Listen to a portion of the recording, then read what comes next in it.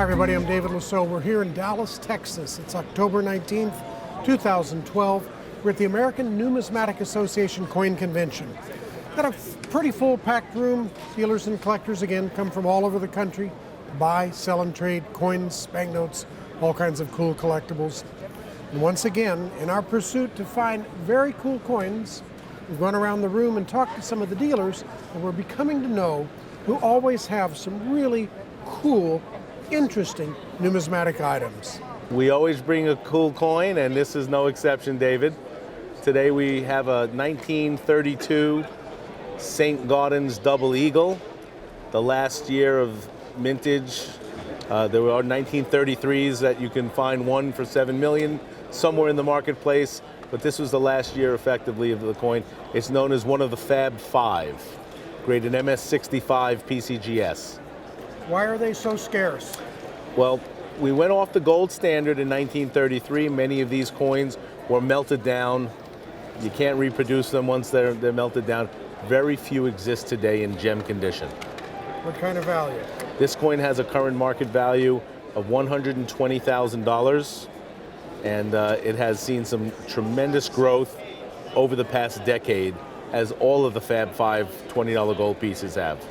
Well, I selected a coin out of my display case, and I thought that this coin would be a cool coin since it was the end of an era for the Carson City Morgan dollars. It's an 1893 Carson City.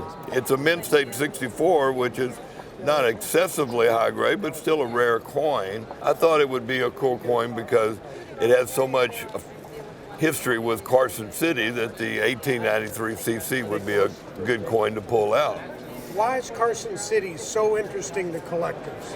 There's a lot of history in Carson City with the development of the United States, but it was still just as territorial. And what kind of value? This coin's approximately $10,000 in mint state 64. I think this one's kind of interesting because this is the first year of the Standing Liberty Quarter, the 1916. It's a highly priced coin by collectors. And what makes it interesting is the transition from 1916 to 1917. The 16 design had an exposed breast, and for the time period that was issued, that was horrendous. You could not have something like that on a U.S. coin. So the design was changed in 1917 to cover up the breast. And so very limited mintage in 1916 because of that, and also creates a coin that becomes a great rarity nowadays as a result of that. What kind of value? This particular piece is around $10,000. Probably a lower, about the lowest grade you can get and still see the date would run around $2,500 to $3,000 probably. I'm always bringing things with Carson Cities, and here we have an 1873 CC seated dollar. Now, in 1873, it wasn't the lowest mintage of the Carson City seated dollars, but it is the rarest because most of them were melted to make way for the new trade dollars. So even though they minted 2,300 coins, a lot of those were melted and remade into trade dollars in 1873. So even in that kind of grade, it's still desirable? Yes, actually this coin here being a fine 15, but a little bit less than VF, is still worth just about $15,000.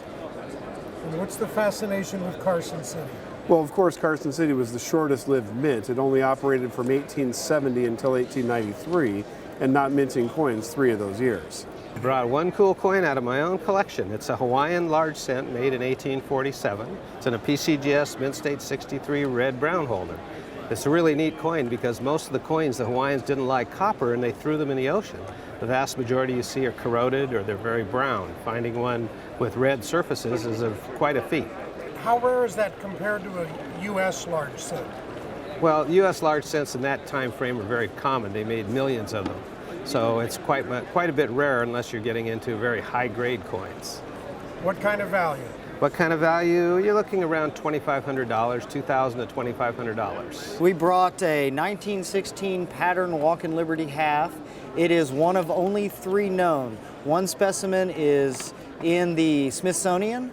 One specimen is rumored to be a low-grade circulating coin that is lost, and this specimen here, which we have at the show. It is the actual design that they used to produce the Walk in Liberty half. There were a number of patterns produced, and this is the design that they chose and actually passed through Congress.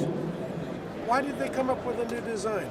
They were working on redesigning all the coinage, and this is one of the last of what we call the Renaissance of numismatics, where they changed most of the barber's coins to designs done by different artists. This one done by Wyman. What kind of value? We're offering this coin at $135,000.